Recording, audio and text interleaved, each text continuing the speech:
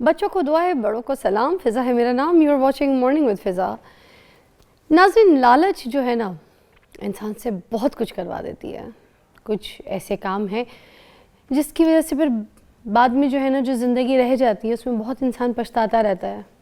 Abbott آباد میں doctor Warda کا قتل ہوا اور اس کی کیا وجہ تھی پیچھے؟ لالچ.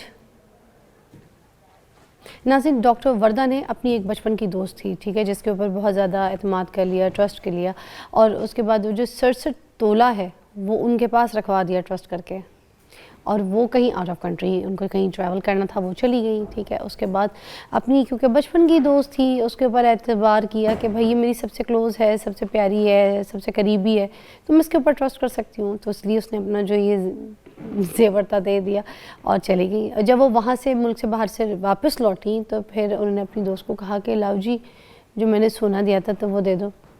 تو جو دوست تھیں وہ ٹال مٹول سے کام لیتی رہی، کبھی ادھر کی بات ادھر گھمائے، ادھر کی بات ادھر گھمائے، ایسی کرتی رہی. پھر کچھ دن کے بعد جو ہے نا ان کا ایک زیر تعمیر گھر تھا، وہ اس کو دیکھنے کے لیے کہیں گئی اور اس کے بعد ان کے ساتھ کوئی رابطہ نہیں ہو سکا. تو ان کے والد جو تھے انہوں نے رپورٹ درج کروا دی کہ وہ تو لاپتہ ہو گئی ہیں، وہ تو ملی کہیں نہیں رہی. پھر ان کی جو لاش تھی وہ ایک نواحی علاقے سے، ایبٹ آباد کے علاقے سے ملی. Can you imagine? پھر اس کے اوپر جو پولیس انوالو ہوئی اور ساری انویسٹیگیشن جب بیٹھی اس کے اوپر انکوائری ہوئی تو پتہ چلا کہ وہی جو دوست تھی ان کی وہی انوالو نکلی ان کے قتل میں. اور اسی میں پھر یہ جو سونے کا ذکر تھا یہ اس میں پھر کلیئر ہوا. اب لوگوں کو ایک چیز سمجھ نہیں آتی کہ جس نے قتل کیا کیا یہ 67 تولہ اس کو واپس مل گیا؟ کیا اس کے پاس ہے ابھی؟ ساری زندگی اب آپ نے جیل میں گزارنی ہے، کسی کی زندگی کی تو آپ نے کوئی پرواہ نہیں کی، اس کی جان لے لی، مگر اپنی جان جو تھی وہ بھی ساری زندگی کی جو تھی وہ پھنسا لی. اور لالچ میں آپ کو کچھ نہیں ملتا، یہ اپنے ذہنوں میں بٹھا لیں. لالچ ایک بری بلا ہے. یہ کتاب سے پڑھتے آ رہے ہیں ہم، تیجی کتاب میں ہماری جو تھا نا یہ سبجیکٹ ہوتا تھا، لالچ ایک بری بلا ہے. بولو بچوں، لالچ ایک بری بلا ہے. یہ پڑھتے آ رہے تھے، مگر اس پہ عمل کس نے کیا ہے؟ یہ تو صرف رٹا لگا کے ہم نے ٹیچر کو پیپر دیے، ایگزامز کے پیپر دیے، اس کے بعد آگے زندگی میں تو امپلیمنٹ نہیں کیا. ناظرین، یہ انسان کی سب سے کم عقلی ہے کہ کوئی کسی کو قتل کر کے اس کی زندگی میں اس کا سونا، اس کی زمین، اس کا گھر، اس کی جائیداد، چیزیں اس کی ہڑپ لیں گے. تو بھائی میری بات سنیں، یہ ساری چیزیں ایک نہ ایک دن قانون کے کٹہرے میں آ گئی تو آپ کی زندگی تباہ ہو جائے گی. اب وہ 67 تولہ کس کام کا ہے جب یہ چکی پیس رہی ہیں بیٹھ کے خود جیل کے اندر؟ تو یہ لالچ کر کے کوئی اب کیا ملا؟ ان کی جو ایک زندگی تھی وہ ختم ہو گئی، برباد ہو گئی. ایک اور میں ایک پہلو آپ کو دکھاتی ہوں. یہ ستھرا پنجاب نہیں ہے، یہ جو پروگرام چل رہا ہے وزیر اعلیٰ کا، تو اس میں ایک عورت ہے وہ صفائی کرتی ہیں، ٹھیک ہے. اب اس صفائی کے دوران ان کو 1000 روپے کا کہیں کیش مل گیا ہے، بلکہ 1000 نہیں تھا، زیادہ تھا. کیش کتنا تھا؟ 90 صفائی والی کو ہے 9 لاکھ تھا.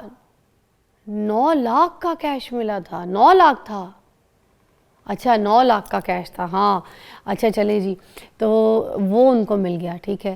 اب وہ اصل مالک تک جو تھا جس کا کیش تھا انہوں نے اس تک پہنچایا، حالانکہ ان کی بھی نیت خراب ہو سکتی تھی، ہے نا. اب اسی طرح جیسے جو میرے پوڈ کاسٹ میں کاشف صاحب جو تھے، کاشف ضمیر صاحب، ان کا 10 لاکھ جب وہ ملا مجھے تو وہ اس میں سے 9 لاکھ تھا.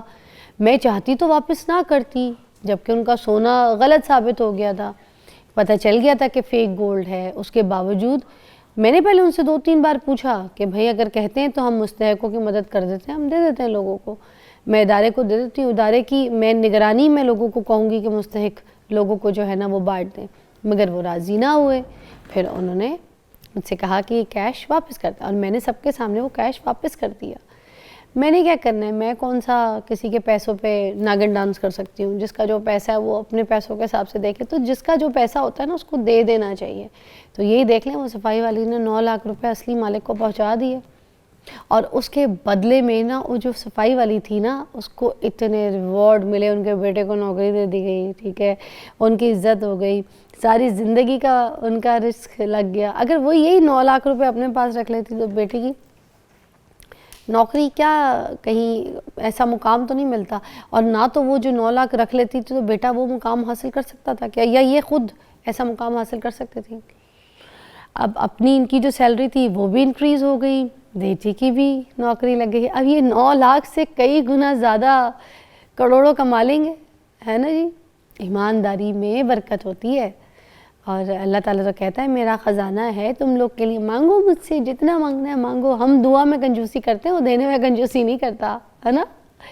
تو خیر یہ آج ایک سبق تھا, میں نے کہا آپ کے ساتھ پروگرام میں شروع کروں 2 باتیں تو پھر اس ٹاپک کے حساب سے. اور ناظرین آج ہمارے کون کون سے ٹاپکس ہیں وہ اس کے اوپر بات کر لوں. آج ہمارے ٹاپکس میں سب سے پہلے ہم بات کریں گے جو بیک کی پین ہوتی ہے نا, اس کے حساب سے جو مہروں کے درمیان نبض آ جاتی ہے نا اور پین سٹارٹ ہو جاتی ہے, اور بڑی سیویئر قسم کی پین ہوتی ہے, وہ برداشت نہیں ہوتی نارملی لوگوں کو. اچھا یہ جو مہروں کے درمیان کا جو پین ہوتا ہے نا ناظرین, اس میں ایک تو ڈفرینشیٹ کرنا مشکل ہو جاتا ہے کیونکہ یہ پٹھوں کا بھی درد ہے, یہ نربس پین بھی ہے. اب ان میں دونوں طریقے کے علامات آ رہے ہوتے ہیں. عام بندے کو اس کی سچویشن کا پتہ نہیں چلتا کہ یہ نربس پین ہے, پٹھوں کی کمزوری ہے, درد کدھر ہے, آئی اللہ میرے پہ کافی گر جاتی. تو یہ ساری چیزیں جو ہے نا پتہ نہیں چلنا, تو اسی لیے ہم نے آج بڑے ماہرین یہاں پہ بلائے ہیں, وہ آپ کے سامنے اس چیز کو ڈسکس کریں گے. ہم نے علامات پوچھنی ہے, ہم نے اس کا ڈائگنوس کیسے کرنا ہے, اور ہم کیسے ڈفرینشیٹ کر سکتے ہیں, اس کے بات کریں گے. ٹھیک ہے, بریک.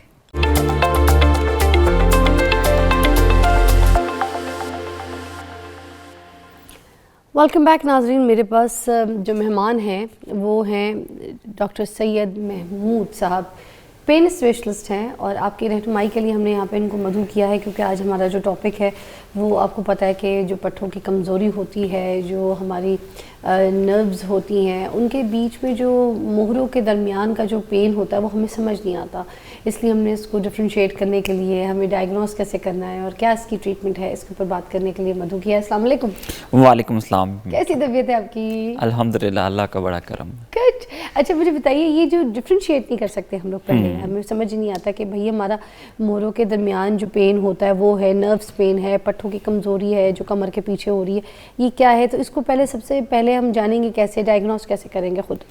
اچھا, کمر کی درد کی اگر ہم بات کریں تو مختلف سٹرکچرز ہیں. دیکھیں پیچھے ہمارے مہرے ہیں, مہروں کے درمیان حرام مغز اور نسیں نکل رہی ہیں, اس کے پیچھے آپ کے پٹھے لگے ہوئے ہیں, مسلز ہیں, اسکن ہے. تو بیسیکلی خالی جو بھی کمر کی درد ہوتی ہے وہ ضروری نہیں ہے کہ وہ شیٹیکا ہو یا وہ نس کی دبا ہوا ہو. Some time muscle spasm, some time arthritis, some time آپ اگر یہ دیکھیں جس طرح پریگنینسی میں کہہ دیتا ہوں, پریگنینسی میں کمر درد بڑی کمپلینٹ کرتے ہیں پیشنٹ, کیونکہ پیٹ پہ وزن آ جاتا ہے تو پھر کمر میں درد عورتوں کو موسٹلی زیادہ ہوتا ہے. 13 to 15 kg ویٹ گین ہوتا ہے ان دا لاسٹ ٹرائمیسٹر. اب وہ وزن بڑھ جاتا ہے, کمر میں درد شروع ہو جاتا ہے. اچھا وہ ریورسیبل ہوتی ہے کیونکہ لیگامنٹ ریلیکس ہوتے ہیں, وہ ٹھیک ہو جاتا ہے. سم ٹائم پٹھوں کا کھچاؤ ہو گیا, سم ٹائم انفیکشن ہو جاتی ہے. اب بعض دفعہ ہمیں نہیں پتہ لگتا انفیکشن ہوگی اس کی وجہ سے درد, بعض دفعہ سب سے پہلی پریزنٹیشن یہ کینسر کی بھی ہو سکتی ہے. تو یہ ڈفرینٹ وجوہات ہیں. ہسٹری میں آپ کو دیکھنا ہوگا کہ کیا چیز ہے, پیشنٹ کا کیا وزن تو نہیں کم ہو رہا, بھوک کیسی ہے اس کی, اس سے چلا جاتا ہے کہ نہیں چلا جاتا, کیا پیشاب پخانہ اس کے کنٹرول میں ہے کہ نہیں ہے, کیا وہ بستر سے اٹھ سکتا ہے کہ نہیں اٹھ سکتا. یہ ساری علامات کو ہمیں دیکھنا پڑے گا, پھر جا کے آپ ڈفرینشیٹ کرتے ہیں کہ یہ کون سی پین ہے. سم ٹائم کولے کی جوڑ کی پین اس طرح پریزنٹ کر رہی ہوتی ہے. میں نے ایسے پیشنٹ بھی دیکھی ہیں جنہیں صرف کولے کے جوڑ کا تھا لیکن انہیں آپریشن کروا لیا اور وہ دوبارہ پرابلم میں آ گئے. اور جو بہت سی اگر ینگ انڈیویجول میں دیکھوں جو کمر کی درد کا آگے بات آج کے بڑا کامن ہے, آپ کو پتہ ہی ہے یہ بات, ہمارا لائف سٹائل, کوئی ایکٹیویٹی ہے نہیں, اور کچھ جو ایکٹیویٹی کرتے ہیں جس طرح جم جاتے ہیں یا کرتے ہیں, پراپر ٹریننگ لیتے ہیں. آپ اکثر آتے ہیں میرے پاس پیشنٹ آتے ہیں جی وزن اٹھانے لگے سے ایک دم سے ٹک کی آواز آئی اور میری ٹانگ میں اور کمر میں درد شروع ہو گئی. یہ بیڈ پوسچر وداؤٹ ٹرینر جب بھی آپ کرتے ہیں you are at a risk. اس کے علاوہ جو ہے ٹراما, ایکسیڈنٹس, ہمارے پاس پیشنٹ آتے ہیں ایکسیڈنٹ ہوا, 2 साल पहले हुआ, 2 महीने पहले हुआ, लेकिन वो पेन मुसलसल चलते चलते ये स्टेज तक आ गई। तो ये मुख्तलिफ वजूहात हैं जिन पे सबसे पहले मैंने बात की हिस्ट्री पूछनी पड़ेगी कि क्या है। फिर एग्जामिनेशन हम आपके पल्पेट करके चेक करते हैं कि कहाँ पे दर्द हो रही, मसल में है, नसों में है, कि सिर्फ कमर से दर्द है या कमर से लेकर टांगों में आ रही है, एक टांग में आ रही है कि दोनों टांगों में आ रही है। ये सारी चीज़ें देखनी पड़ेंगी, तब जाके आप डिफ्रेंशिएट करते हैं। अच्छी चीज़ क्या है इसके अंदर, अबाउट 90% ऑफ द केसेस के अंदर ये कोई लाइफ थ्रेटनिंग नहीं होता, कोई ख़तरनाक बात नहीं होती, जो 2 से 4 हफ्ते या 6 हफ्ते में यूजुअली खुद ही सेटल हो जाती है। सिर्फ आपने वेट क्या करना है कि आपने देखना है कि प्रॉपर ट्रीटमेंट शुरू हुआ है कि नहीं हुआ, क्या आप प्रॉपर कंसल्टेंट के पास गए हैं कि नहीं गए, और क्या उसने रेड फ्लैग साइन हम इसको बोलते हैं। अच्छा, अब जैसे मोहरों के सेंटर में जो दर्द होती है उसको आप क्या कहेंगे? मोहरों के जो सेंटर में दर्द होती है और अगर वो टांग में साथ आ जाए तो हम इसको शैटिका कहते हैं। ओके, और अगर टांग के बगैर जो दर्द रहती है कमर के बैक साइड पे सिर्फ मोहरों के, उसमें फेसिड जॉइंट का पेन हम बोल देते हैं, सम टाइम मसल स्पैज़म कहते हैं, सम टाइम कूल्हे के जोड़ की पेन भी होती है क्योंकि वो भी बैक पे है, हाँ उससे भी आपको फील, सम टाइम डिस्क की पेन। अच्छा, तो ये किसी एक्सरे से पता चलता है या क्या होता है? अच्छा, सबसे इंपॉर्टेंट चीज़ मैंने अभी ये बात की कि आपने देखना है कि हिस्ट्री क्या है। ओके, ठीक है, सबसे सिंपल टेस्ट आप कराते हैं वो एक्सरे है। और कितने टाइम तक पेन बंदा बर्दाश्त करे और उसके बाद जाके डॉक्टर को रुजू करे? यूजली अगर तो मैंने वही बात कह रहा था कि रेड फ्लैग साइन से मुराद ऐसे ख़तरनाक अलामात तो नहीं साथ आ रही जैसे कि वज़न गिर रहा है, अच्छा, पेशाब पखाने में अगर कोई मसला आ रहा है, बिल्कुल पाँव उठाया नहीं जा रहा, चलते चलते जूता उतर जाता है, अगर ये अलामात साथ आ रही हैं फिर तो आपको फ़ौरन चेक। कसोवाल से यास्मीन की कॉल है, शामिल करते हैं। अस्सलाम वालेकुम जी, आपकी आवाज़ कम आ रही है, आवाज़ इनकी तेज़ कीजिएगा जी। यास्मीन कैसी हैं?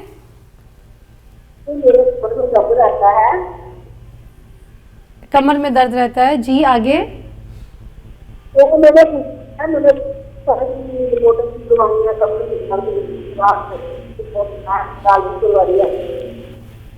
आवाज़ समझ नहीं आ रही, पीसीआर में मुझे बताएं क्या, आप मुझे बता दें क्या कह रहे हैं, आवाज़ हमें सही नहीं आ रही।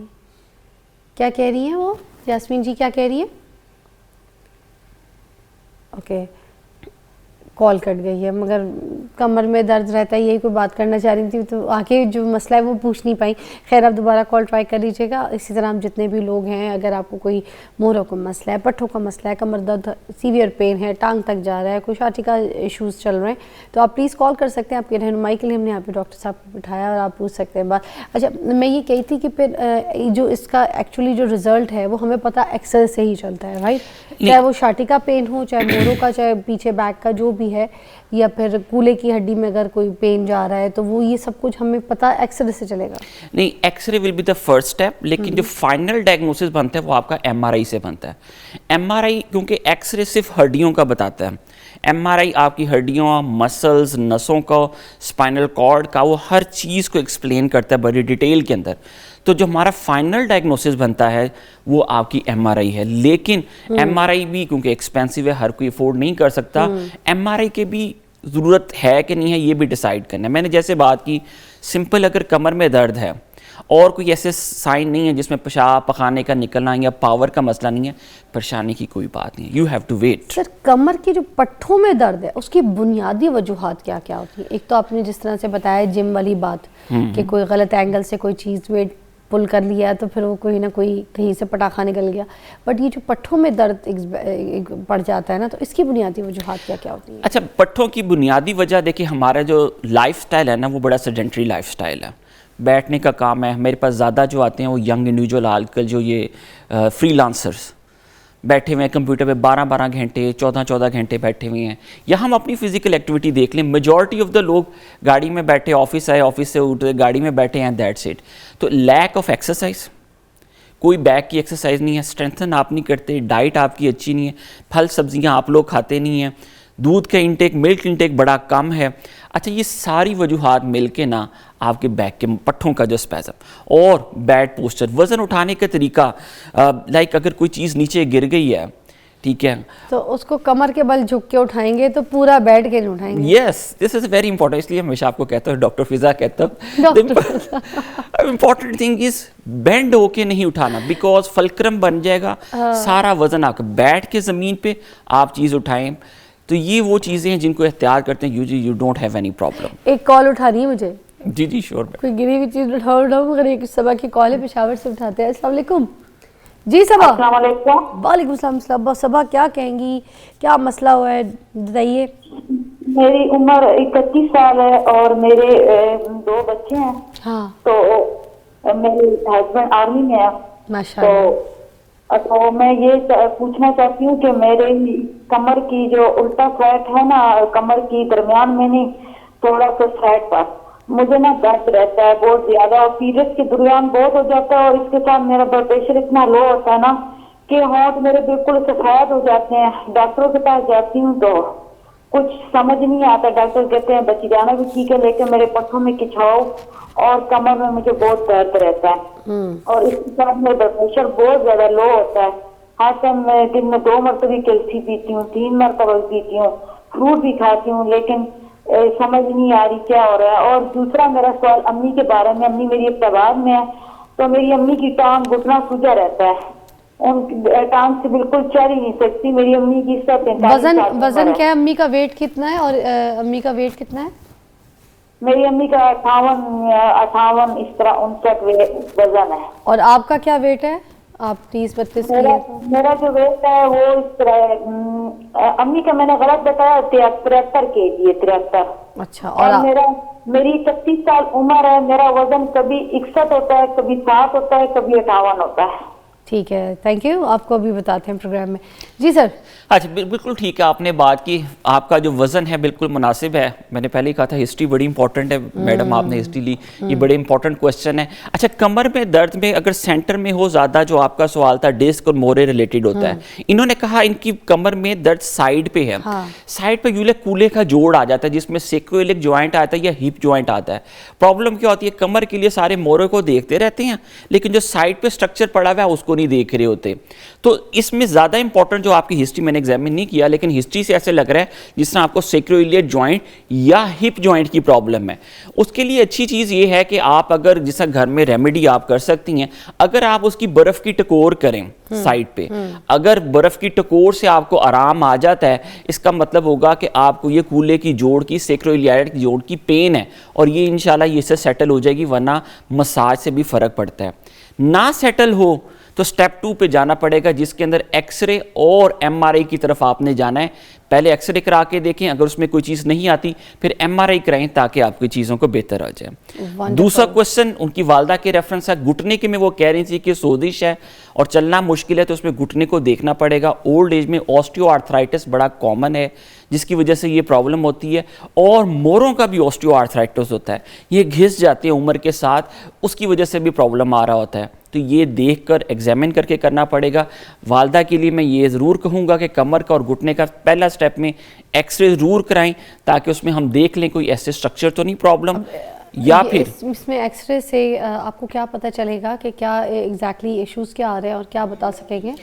ایکس رے کے اندر سے نا ہمیں بونی سٹرکچرز کا پتہ لگتا ہے, بون کی ڈینسٹی کیسی ہے, کیا فریکچر تو نہیں ہے. بعض دفعہ مائنر فریکچر ضرور ہوتی ہیں, بعض دفعہ پٹھے کی کھچاؤ کی وجہ سے, کیونکہ ہماری جو اللہ تعالیٰ نے کمر میں اس میں تھوڑا سا خم ہے, ایسے کرویچر ہے, لورڈوسس ہم بولتے ہیں اس کو, وہ ختم ہو جاتا ہے.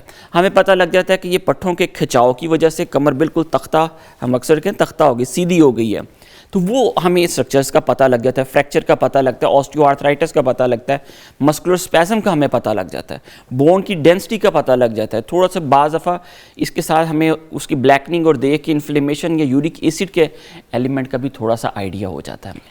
ڈاکٹر سید محمود ہمارے ساتھ موجود ہیں, پین اسپیشلسٹ ہیں, اور آپ کو ابھی بریک کے بعد بھی جو ہے نا مزید اور علاج بتاتے ہیں. Stay tune.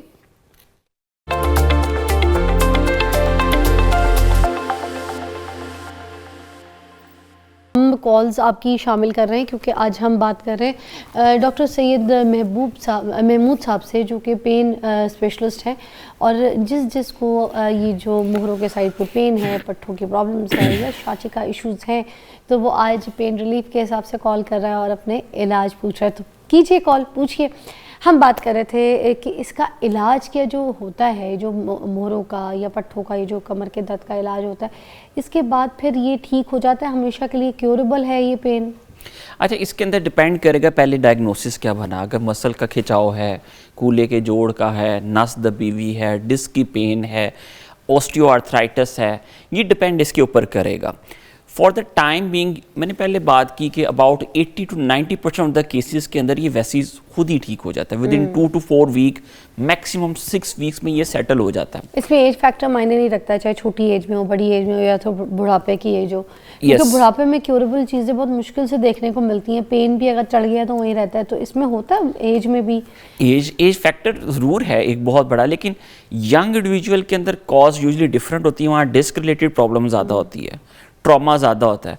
اولڈ ایج میں کم ہوتا ہے. اولڈ ایج میں اوسٹیو آرتھرائٹس زیادہ ہے، ٹیومر زیادہ ہے، کینسر زیادہ ہے، وہ وجوہات ڈومینیٹ ہوتی ہیں. لیکن یوزلی یہ ٹریٹیبل ہوتی ہیں. آپ صرف بیڈ ریسٹ کریں 1 یا 2 دن، مساج کریں، پین کلر لیں. Usually about 60 to 70% of the patient اسی سے سیٹل ہو جاتے ہیں. اچھا، رقیہ کی کالر ڈی جی خان سے، ان کو شامل کرتے ہیں. السلام علیکم رقیہ، کیا حال ہے؟ وعلیکم السلام، میں ٹھیک ہوں. آپ کیسی ہیں فضا؟ ٹھیک ٹھاک، شکر الحمدللہ. کہاں پین ہے، کیا ہو گیا رقیہ؟ جی میں رقیہ بات کر رہی ہوں بی خان سے نا. تو میرے نا بیک سائڈوں میں بہت زیادہ درد ہے نا. ہاں. تو مجھے ویسے تو بلڈ کی کمی رہتی ہے گائنی کی ایشو کی وجہ سے کہ ہیوی پیریڈ ہوتے ہیں. تو اس کی وجہ سے ویسے تو مجھے ڈاکٹر بتاتے ہیں کہ آپ پٹھے کی چین ہے. میں 45 ایئر ہے. تو اور وزن میرا نا آئے دن جیسے کبھی شولڈر میں پین رہ جاتا ہے، کبھی سائڈوں میں. آج کل میرے سائڈوں میں بہت زیادہ درد ہے، کمر میں بہت زیادہ، اٹھنے بیٹھنے میں بہت مشکل ہو رہی ہے. ویٹ تو نہیں ہے زیادہ آپ کا؟ تکلیف ہے. ویٹ تو نہیں ہے آپ کا زیادہ؟ نہیں میرا ویٹ زیادہ نہیں ہے. ٹھیک ہے، ساتھ رہیے گا. مجھے لگتا ہے ان کا جو ہے نا مسئلہ وہ بلڈ کی وجہ سے بھی ہے، بلڈ کی کمی سے بھی ہوتا ہے ایشوز. دیکھیں بالکل آپ نے بات کی، جس طرح انہوں نے بات کی کہ میرے کمر میں درد، پٹھوں میں درد، شولڈر میں پین. اچھا، یہ ہماری بلڈ کی کمی، انیمیا کی بھی ایک علامت ہے، جس کے اندر آپ کو جنرلائز باڈی پین ہوتی ہے، لیکن کمر کی درد ڈومینیٹ ہوتی ہے کیونکہ وزن زیادہ اس پہ پڑ رہا ہوتا ہے. لیکن ان کے کیس کے اندر سب سے پہلی چیز جو ہوگی آپ کو انیمیا کو سیٹل کرنا ہے. وجہ کو ٹریٹ کرنا بڑا ضروری ہے، ورنہ ریپیٹڈلی پرابلم آتی رہتی ہیں. کیونکہ ہمارے ہڈیوں کے جو گودے سے بھی آپ کا بن رہا ہوتا ہے یہ بلڈ اور سارا، تو ورک لوڈ زیادہ بڑھے گا، کمزور ہوں گے، پٹھے کمزور ہوں گے، نیوٹریشن اس کو پراپر نہیں ملے گی. دیکھیں بلڈ کیا ہے، بلڈ ایز اے کیریئر ہے جو آپ کو گلوکوز، آکسیجن سارے جا کے ہر سیل میں پہنچا رہا ہے. جب وہ نہیں پہنچائے گا تو کیا آپ کی گروتھ ویسے، مسل کی اسٹرینتھ ویسی رہے گی؟ نہیں ہوگی. کیا اس کے اندر کوئی ٹراما ہو گیا، کیا ہیلنگ ہوگی؟ نہیں ہوگا. بار بار تھکیں گی، سانس پھولے گا.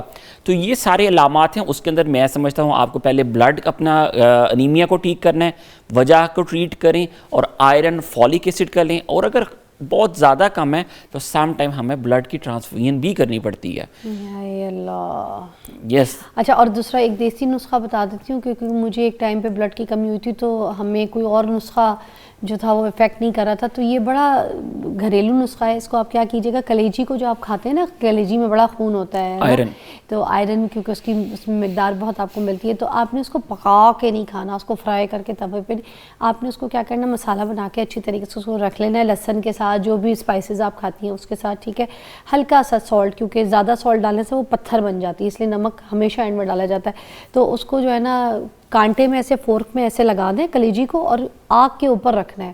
آگ کے اوپر اس کو جیسے باربیکیو کرتے ہیں نا ہلکا سا، اور اس کو فل کوک نہیں کرنا، اور اس کے بعد پلیٹ میں رکھ کے تو اس کو کاٹ کے کھا لینا ہے. اس طریقے سے 4-5 پیسز جو ہے نا روز ایسے آگ کے اوپر فوک کے ساتھ کر کے، تو اس کو لٹل کچا لٹل پکا مکس کر کے تو اس کو کھا لیں. ٹیسٹ میں بھی اچھا ہوتا ہے، چبانے میں بھی نرم ہوتا ہے، اور اس سے آپ کا خون بہت جلدی بڑھے گا. یہ میں نے خود آزمایا تھا، تو آپ کر کے دیکھیے گا. اور ساتھ میں گاجر، چقندر، ان سب چیزوں کا بھی استعمال کریں. ان کا رس بھی پئیں، ان کو کاٹ کاٹ کے سیلڈوں میں کھائیں، ہے نا. باقی ہم ایک بریک لیں گے، بریک کے بعد آپ کو ملتے ہیں. وہ تھے پین ریلیف ڈاکٹر اور میں تھی نسخوں کی ڈاکٹر. Take a break.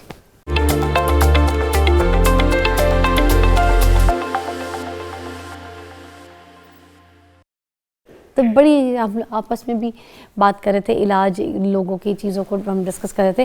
خیر آج آپ بہت ساری کالز کر رہے ہیں، بہت سارے علاج. آج دیکھیں میں آپ کی کالز اٹھا رہی ہوں، آپ کو بتا بھی رہی ہوں، کیونکہ ظاہر سی بات ہے دنیا جو ہے ایک درد کا شکار ہے، ایک دماغی درد کا شکار ہے فطور کا، اور ایک جسمانی درد کا شکار. ابھی جسمانی درد کے لیے تو ہم ڈاکٹر صاحب سے ہی مدعو کر سکتے ہیں اور ان سے پوچھ سکتے ہیں. ابھی شاٹکا والا پین جو ہے نا، پین فل ہوتا ہے، سارے پینوں کا باپ شاٹکا پین. اس سے نہ چل سکتا ہے بندہ، ایک پیرالائز ہو جاتا ہے، اپاہج سا ہو جاتا ہے، ویل چیئر پہ آ جاتا ہے. اب اس کے لیے کیا سچویشن ہے؟ اچھا اس کے اندر کیونکہ جب بھی ڈسک کی پرابلم ہوتی ہے اور شیٹکا ہوتا ہے، اس سے نسوں میں سوزش آ جاتی ہے. سوزش کی وجہ سے کیا ہوتا ہے کہ وہ ٹانگوں میں درد ساری آ رہی ہوتی ہے. تو اس میں زیادہ تر ایسی دوائیاں جو بھی سوزش کو کم کرتی ہیں، جس میں پین کلر بھی ہو سکتا ہے، فار دا ٹائمنگ اسٹیرائڈ بھی، وہ بھی آپ کی سوزش کو کم کرتا ہے، آپ کو پین کو سیٹل ہوتا ہے. اگر ان چیزوں سے نہ سیٹ ہو تو ہم ایک ایپیڈورل لگاتے ہیں. ایپیڈورل فلوروسکوپ کے اندر دیکھ کے آپ نسوں کے پاس جا کے وہاں تھوڑا سا نارمل سلائن اور تھوڑا سا اسٹیرائڈ دیتے ہیں، جس سے ڈائریکٹلی اس نس کے اوپر جاتے ہیں. سوزش کی کمی آتی ہے، درد میں بہت بہتری، امیجیٹلی ریلیف مل جاتا ہے about 70 to 80% of the patient میں. کچھ لوگوں میں فرق نہیں بھی پڑتا. اچھا ان کے لیے پھر اسٹیپ 2 آپ کو یا تو یہ رپیٹ کرنا پڑتا ہے، یا جس طرح آپ نے بات کی کچھ پیشنٹ ویل چیئر پہ آ جاتے ہیں، تو ان کے کیسز میں کیونکہ وہ مسل کی پٹھوں کی اتنی کی کمزوری ہو جاتی ہے نسوں کی وجہ سے، کہ ان میں پھر سم ٹائم آپ کو سرجری کی طرف جانا پڑتا ہے، تاکہ وہ ڈسک کا پورشن جس نے حرام مغز پہ دباؤ ڈالا ہوا ہے، جس نے نس پہ دباؤ ڈالا ہوا ہے، اس کو ریموو کیا جائے، تاکہ دباؤ کم ہو، اس کی سوزش کم ہوگی تو چیزیں بہتر ہونا شروع ہو جائیں گی. اچھا مگر یہ بھی اگر ایک بار علاج ہو جائے تو پھر یہ ہمیشہ کے لیے کیوریبل ہوتا ہے نا. اچھا فاطمہ کی کال شامل کرتے ہیں. السلام علیکم فاطمہ، راولپنڈی سے کٹ گئی. اچھا کیوریبل ہوتا ہے نا پھر یہ شاٹکا پین کا جو علاج ہے؟ اباؤٹ 90% آف دا کیسز کے اندر یہ کیوریبل ہوتا ہے. 10% بھی ہوتا ہے دوبارہ ہونے کے چانسز ہوتے ہیں، کیونکہ کچھ ایسے پیشنٹ بھی ہوتے ہیں جن میں ہمیں کوئی وجہ نہیں ملتی، جس میں جینیٹکس بھی ہوتی ہے، جس میں ملٹی ڈسک ہوتی ہے. ہم تو صرف ایک کا کر رہے ہوتے ہیں، بعض دفعہ اس سے اوپر والی یا اس سے نیچے والی میں بھی پرابلم آ رہی ہوتی ہے. تو آپ ایک کو ریموو کرتے ہیں، کچھ عرصے بعد دوسری ڈسک میں پرابلم آ جاتی ہے. تو اس لیے اباؤٹ 90% آف دا کیسز کے اندر یہ بالکل ٹھیک ہو جاتی ہے. 10% آف دا کیسز ایسے ہوتے ہیں جن میں کچھ عرصے بعد آفٹر مینی ایئرس دوبارہ ہونے کے چانسز ہوتے ہیں. اوکے فاطمہ جی کیا کہیں گی؟ السلام علیکم. وعلیکم السلام فاطمہ، کیسی ہے؟ شکر اللہ. جی میں یہ راولپنڈی سے بول رہی ہوں. یہ میرے گھٹنوں میں بہت پین ہوتی ہے، چلیاں اتر نہیں جاتی ہیں مجھ سے، جتنا مرضی چلو کچھ نہیں ہوتا، یہ اسٹیپ اتر نہیں جاتے ہیں مجھے. اسٹیپس نہیں اتر پاتی، گھٹنوں میں بہت پین ہوتا ہے. کیا عمر ہے آپ کی؟ میری 61 ہے اور میرے وزن جو ہے 61 بہت کوشش کرتی ہوں. جی 51 ہے. اچھا وزن ٹھیک ہے. تو ڈاکٹرز کو کبھی دکھایا ہے، پوچھا ہے کوئی مسئلہ؟ یہ انہوں نے پین کلر وغیرہ دی ہیں، مالش وغیرہ کرتے ہیں، بیچ جو ہے اس سے مالش کرتے ہو لیتے ہیں. مجھے بہت پرابلم ہوتی ہے، یہ اتری نہیں جاتی ہیں مجھ سے. اچھا جی بتائیے گا. اچھا اس کے اندر دیکھنا پڑے گا آسٹیو آرتھرائٹس یوزلی 40 ایئرس کے بعد آسٹیو آرتھرائٹس کے سمٹمز آنا شروع ہو جاتے ہیں. تو some time it is osteo arthritis جو پرابلم کریٹ کر رہا ہوتا ہے. وزن دیکھنا پڑے گا آپ کو، یورک ایسڈ کے لیے دیکھنا پڑے گا. اس کے علاوہ جو اس کے ٹریٹمنٹ کی طرف اگر جائیں، جس طرح کہ آپ نے بتایا کہ آپ کو اس کے اندر پین کلر دیے ہوئے، یہ پہلا سٹیپ ہوتا ہے. اگر اس سے فرق نہیں پڑا تو آپ کو اس میں گھٹنوں میں جیل بھی ہم ڈالتے ہیں. اس کے علاوہ PRP کیا جاتا ہے، سم ٹائم اوزون کی جاتی ہے، لوکل اینیسیٹک ڈالا جاتا ہے. تو اس کے ساتھ کافی زیادہ آرام آ جاتا ہے اور کافی مہینے اور سالوں آپ کے اس کے بہتری کی طرف رہتے ہیں. اس کے علاوہ ساتھ آپ کو تھوڑی سی فزیوتھراپی، تاکہ آپ مسل اسٹرینتھ انکریز کریں، آپ کی بہتری ہوگی. مسل اسٹرینتھ جب ہوں گے تو وہ گھٹنے کو پکڑ کے رکھیں گے، اس کی گرپ اچھی ہوگی اور آپ کو امپروومنٹ کے chances are very high. All right, thank you so much. اور اگر کوئی مساج آپ کروا رہی ہیں تو اس کے لیے پیپرمنٹ آئل، روز میری آئل اور لیوینڈر آئل، یہ 3 آئل کو اگر آپ مکسچر بنا کے مساج کرتی ہیں تو وہ بہت اچھا ہے پین ریلیف کے لیے. ورنہ پھر آپ الگ اگر آپ کے پاس پڑا ہے تو الگ الگ بھی اس کو استعمال کر سکتی ہیں، سیپریٹ کبھی بھی جہاں پہ آپ کو گھٹنوں میں کوئی درد ہو. یہ بھی ٹرائی کر کے دیکھیے گا. تھینک یو سو مچ، بہت بہت شکریہ ڈاکٹر صاحب. بڑا اچھا سیگمنٹ اور بڑے سارے آپ نے کالز لے کے جو ہے نا لوگوں کا علاج تجویز کیا ہے. اللہ آپ کو خوش رکھے. ایک بریک کے بعد ملتے ہیں.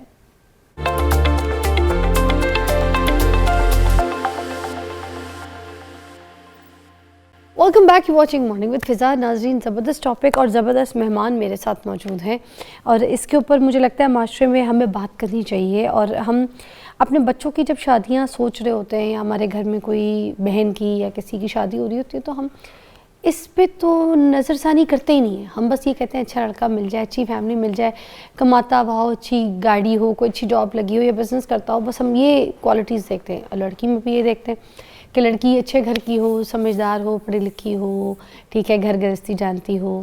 تو یہ بس ہم چیزوں کو نوٹ کر رہے ہوتے ہیں. مگر کیا لڑکا اور لڑکی جنہوں نے ساتھ رہنا ہے، زندگی گزارنی ہے، سدا کا ساتھ ہے، ٹھیک ہے، تو کیا ان کی کمپیٹیبلٹی ہے؟ ان کے مینٹل لیولز ملتے ہیں ایک دوسرے کے ساتھ؟ کسی کی سوچ کچھ ہو، کسی کی امیدیں کچھ ہوں، تو کیا وہ ایک دوسرے کا سہارا بن سکتے ہیں؟ وہ ایک دوسرے کے ساتھ ایک سفر میں ساتھ چل سکتے ہیں؟ کیونکہ دیکھیں نا، اگر کسی کی کوئی امیدیں ہیں اور وہ کسی اور سے، دوسرا جو اس کا لائف پارٹنرس ہے، اس کے ساتھ اگر وہ ایکسپیکٹیشنز رکھتی ہے کہ میری یہ خواب، میری امیدیں پوری رہیں اور شادی کے بعد بھی رہیں، تو وہ اگر اس کو فلفل کرنے کے لیے تیار نہ ہو، تو اس کا مطلب ہے کہ ان کی آپس کی کمپیٹیبلٹی میچ نہیں کر رہی ہے. کچھ جگہ پر یہ ہوتا ہے کہ لڑکا کچھ کرنا چاہتا ہے یا ملک سے باہر جانا چاہتا ہے، یا اس کی کوئی سوچ الگ ہے، اور وہ لڑکی جو ہے وہ کہتی ہے کہ نہیں، میں نے ادھر ہی رہنا ہے، میرا یہ ہے، میرا وہ ہے، میری فیملی ادھر ہے، اور میری جو چیزیں ہیں وہ یہاں کے ساتھ جڑی ہیں. تو لڑکا اور لڑکی کی چیزیں، سوچ آپس میں میچ نہیں کرتی. تو دونوں کے ارادے، چیزیں مرج ہونی چاہیے، انڈرسٹینڈنگ ہونی چاہیے، اس کی کمپیٹیبلٹی میچ ہونا دیکھنا ضروری چاہیے. تو یہ ہم جو فیملی میں چھوڑ دیتے ہیں یہ پوائنٹ، اس کے اوپر بات کریں گے آج، کہ جب کوئی رشتہ کرائیں اس پہ فوکس کریں کہ لڑکا لڑکی کی آپس کی دماغی حالت ملتی ہے کہ نہیں. اس پہ بات کرنے کے لیے میرے پاس زبردست مہمان موجود ہیں. ڈاکٹر طاہرہ رباب، جو کہ سائیکالوجسٹ ہیں، کسی تعارف کی محتاج نہیں ہیں، اینڈ یو لائک ہر اے لاٹ. تو اسی لیے مدعو کیا. السلام علیکم. وعلیکم السلام فضا. You're looking wonderful. Thank you so much. Glowing, doing face, you know. Thank you so ہم much. تو بریک پہلے بھی یہی باتیں کر رہے تھے کہ what a dewy makeup you do always, you know. Thank you تو so much. یہ بتائیے کہ کمپیٹیبلٹی بڑی امپورٹنٹ ٹاپک کے اوپر آپ فضا بات کر رہی ہیں، اور کمپیٹیبلٹی بہت امپورٹنٹ ہوتی ہے. کوئی انسان آپ کے کمپیٹیبل ہوتا ہے تو آپ اس کے ساتھ ایک اچھی زندگی گزار سکتے ہیں، یا اس کے ساتھ ایک اچھا ٹائم آپ کا گزر سکتا ہے. آپ دیکھیے کچھ پرسنالٹیز ایسی ہوتی ہیں جن کے ساتھ آپ نے حالانکہ کوئی گرج نہیں ہوتا، کوئی بات نہیں تھی، مگر وہ آپ کے لیے اورسیو ہوتی ہیں. آپ ان کے ساتھ بیٹھ بھی نہیں سکتے، بات بھی نہیں ہو سکتی. اسی طرح سے کچھ لوگ ایسے ہوتے ہیں حالانکہ بات بھی نہیں ہوتی، بٹ یو فیل کنیکٹڈ. تو وہ جو ایک کنیکشن جب تک آپ کا کسی کے ساتھ نہیں ہوتا، آپ اس کے ساتھ بیٹھ کے ٹائم نہیں گزار سکتے. اور میاں بیوی کا تعلق تو پوری زندگی کا تعلق ہے. کم سے کم 50-60 سال میاں بیوی ایک دوسرے کے ساتھ رہتے ہیں. سب سے لمبا چلنے والا ریلیشن شپ. اور اس میں آپ یہ سوچیں کہ اگر میاں بیوی ایک دوسرے سے بات چیت ہی نہیں کر سکتے، ایک دوسرے سے اپنی اچھی بری بات ہی نہیں شیئر کر سکتے، تو وہ پھر ریلیشن شپ کہاں جائے گا اور کیسے ہوگا وہ. یس، پہلے زمانے میں چیزیں گزر جاتی تھیں کیونکہ اس وقت ریلیشن شپ کی پرائرٹیز کچھ اور ہوتی تھیں. لوگ اس وقت فیملیز کو زیادہ جو ہے امپورٹنس دیتے تھے. پارٹنرز بھی اچھے ہوتے تھے مگر ٹائم زیادہ فیملی کے ساتھ گزر جاتا تھا. مگر آج کے دور کی ریکوائرمنٹس بہت ڈفرینٹ ہے.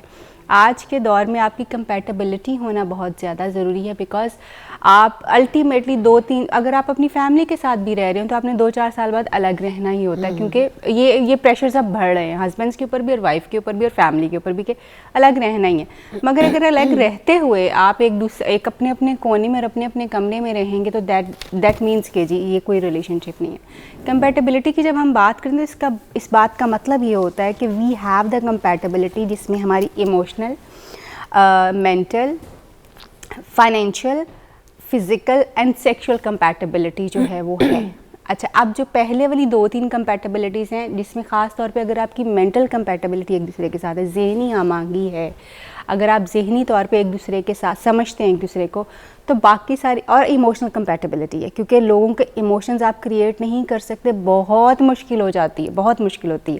اگر ایموشنلی کوئی بندہ آپ کے ساتھ کنیکٹڈ ہے اور ذہنی طور پہ، تو پھر آپ سوچ سکتے ہیں کہ یس، یہ ریلیشن شپ آگے چل سکتا ہے. کیونکہ میاں بیوی کے ریلیشن شپ میں جہاں فائنینسز بہت زیادہ امپورٹنٹ ہیں، وہاں پہ ایموشنز کور ہے, اس کی بنیاد ہے. اگر دونوں ایک دوسرے کے لیے فیل نہیں کرتے, ایک دوسرے کے ساتھ محبت نہیں کرتے, جو کہ بہت کامن ہے پاکستان میں, ود ڈیو اپالوجی, پاکستان کے میرجز میں سب کچھ ہے سوائے محبت کے, سوائے کنیکشن کے, سوائے کمپیٹیبلٹی اور کمپینینشپ میں. اسی لیے آپ کو لگتا ہے کہ جو محبت ہے وہ شادی کے 3 مہینے کے بعد ختم ہو جاتی ہے, کھچ کے چلتی ہے وہ 3 مہینے. بالکل بالکل وہ ختم ہو جاتی ہے, کیونکہ اس میں مصیبت یہ ہے کہ آپ نے کبھی بھی ایک دوسرے کو محبت, صرف ہمیں لگتا ہے کہ وہ 4-5 دن کے روزی ڈیز جو تھے نا, یہ شروع کا جو اکثر کلائنٹس آ کے یہ کہیں گے کہ شروع کے 4-5 مہینے بہت اچھے گزرے تھے, شروع کے 4-5 مہینے, یس شروع کے 4-5 مہینے تو انسان کو ایک دوسرے کو سمجھنے میں ہی گزر جاتے ہیں, دیکھنے میں گزر جاتے ہیں. ان دنوں میں تو ہم کوئی بری بات اپنی زبان پہ لے کے بھی نہیں آنا چاہتے. اصل کہانی تو شروع ہوتی ہے آپ کی جب 5-6 مہینے اور سال گزر جاتا ہے.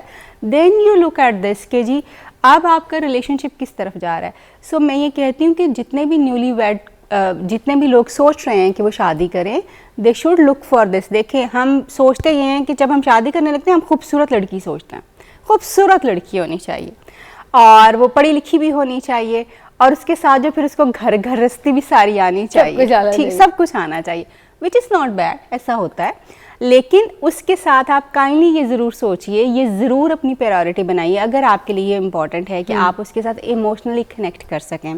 کیونکہ اکثر لوگوں کو یہ لگتا ہے کہ جی وہ ماں بہت اچھی بن جاتی ہے, بیوی بہت اچھی بن جاتی ہے, بہو بہت اچھی, مگر وہ اچھی کمپینین نہیں بن پاتی. جب آپ پوچھتے ہو کہ اچھا کمپینین اچھی کیوں نہیں بن پاتی, کیونکہ اس سے بات نہیں ہو سکتی, وہ کمیونیکیشن کو لیڈ نہیں کر سکتی, اس کو سوائے گھر گھرستی کی اور کوئی بات نہیں آتی. تو اب انفارچونیٹلی آپ ایک ایسی خاتون کو لے کے آ رہے ہیں جس کا ایکسپوجر صرف گھر کا ہے, وہ آپ سے اور کیا باتیں کرے گی, کس طرح سے آپ کی چیزوں کو لیڈ کرے گی. سو جب آپ اپنے بارے میں ایون اپنے پیرنٹس کو بھی بتائیں کہ مجھے لڑکا یا لڑکی, اب شادی کی سٹیج ہے, تو ان کو بتائیے کہ آپ کو کس طرح کا لڑکا اور لڑکی چاہیے. صحیح بات, ویری امپورٹنٹ. اور انفارچونیٹلی ہمارے پیرنٹس جو ہیں وہ یہ کرتے ہیں کہ ان کو تو بہو چاہیے یا داماد چاہیے, وہ اپنی فیملی میں ایڈجسٹ ہونے والا بندہ ڈھونڈتے ہیں, اپنے بچے کے ساتھ رہنے والا جو پارٹنر ہے وہ نہیں دیکھتے وہ لوگ. سو ماں باپ سے بھی میری گزارش ہے کہ it does not take any thing, اگر آپ اپنے بچے کی بات پوچھ لیں گے کہ جی اس کو کیا چاہیے بیسیکلی اپنے ریلیشن شپ میں, کیسا پارٹنر چاہیے. ہو سکتا ہے کسی کو, اکثر ماں باپ کو پتہ ہے بہت خوبصورت لڑکیاں بھی چاہیے ہوتی ہیں, کام کرنے والی لڑکیاں بھی, اونچی لمبی جوان بھی چاہیے ہوتی ہیں. بیٹے کی یہ پریفرنس نہیں ہوتی, بیٹے کو کچھ اور چاہیے ہوتا ہے. بیٹے کو چاہیے ہوتا ہے جس سے میں بات کر سکوں, جس کے ساتھ میں باہر جا سکوں, جو ذرا کانفیڈنٹ ہو کے بات کر سکے, جو لوگوں میں ساتھ میرے کھڑی ہو تو میں اچھا فیل کر سکوں. یہ نہ ہو کہ جی وہ جب اس سے لوگ کوئی بات کرے یا انٹروڈکشن اس کا کریں تو کوئی چیز جو ہے وہ بات ہی نہ ہو پائے. لیکن ماں باپ یہ چیزیں نہیں دیکھتے, کیونکہ انہوں نے آف کورس ان کی اپنی ایک نظر ہے, میں ان کو غلط تو نہیں کہہ سکتی, مگر ایٹ دا سیم ٹائم جس انسان نے زندگی گزارنی ہے اس کا ہونا بہت, اس کے سمجھنا اس کو بہت ضروری ہے. دین ہمارے معاشرے میں آج بھی شادیاں ماں باپ پلان کرتے ہیں کہ کب شادی ہوگی. دس از ناٹ یور تھنگ. آپ کے بچے کو یہ ڈیسائیڈ کرنا ہے کہ اس کی شادی کب ہونی چاہیے, اور کب, چاہے وہ ہو سکتا ہے 18 سال کے بعد ہی کہے کہ جی اس کی شادی ہونی چاہیے, تو بالکل ہونی چاہیے اس کی شادی. وہ اگر آپ کو 40 سال کی ایج پہ کہتا ہے کہ میری شادی ہونی چاہیے, تو 40 سال کی ایج کے اوپر ہونی چاہیے, کیونکہ ہی اور شی از دا ون جس نے پوری زندگی گزارنی ہے. ماں باپ یہ جب ڈٹرمن کرنا شروع کر دیتے ہیں نا کہ جی اب عمر ہو گئی ہے, شادی ہو جانی چاہیے, یس عمر ہو گئی ہے, آپ کی نظر میں ہو گئی ہے, معاشرے کی نظر میں بھی ہو گئی ہے, لیکن اگر میں ایک رسپانسبلٹی لینے کے لیے تیار نہیں, اور آپ کے کہنے پہ اور آپ کے پریشر میں ایک رسپانسبلٹی لے لوں, تو میں اس کو نبھاؤں گا کیسے, پھر آپ نبھائیں گے میرے ساتھ.